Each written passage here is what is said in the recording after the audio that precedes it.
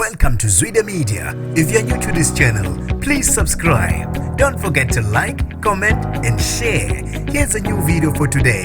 Enjoy.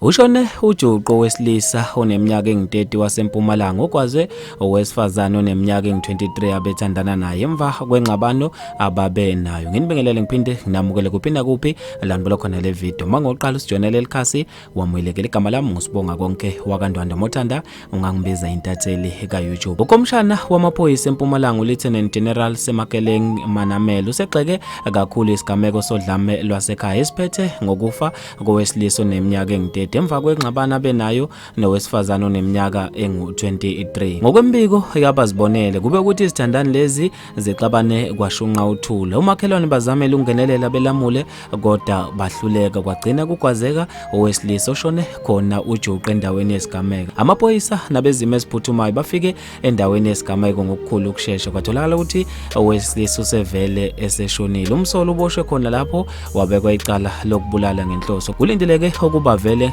ngaphambi kwenkantolo yemantshi yaseSekunda kungekudala. Umkhulumeli amaphoyisa ubeseqoqozela abantu kuba mabame ukuxazulula izinkinga ukuthi bebe nodlame lasemakhaya njengoba ligcina lodala okungaphezulu kwalokho okusuke kulindelekile. Ngakho-ke bengamaphoyisa bayaqoqozela kuba abantu bebambisana uma kukhona la abangabone khona ngasolinye. Uqhube wathi uyathemba ukuthi umthetho uzodlala indawo yawo njengoba lo wesimame eboshiwe. Bafethu lezi indaba ezibuhlungu ngendlela mangalisayo. Ngizofisa ukwazi ukubhala kwakho khona lapha kwi-comment section. Mina nje ntathela YouTube sengiphuma kanje ngithi awungibambe evidweni elandelayo.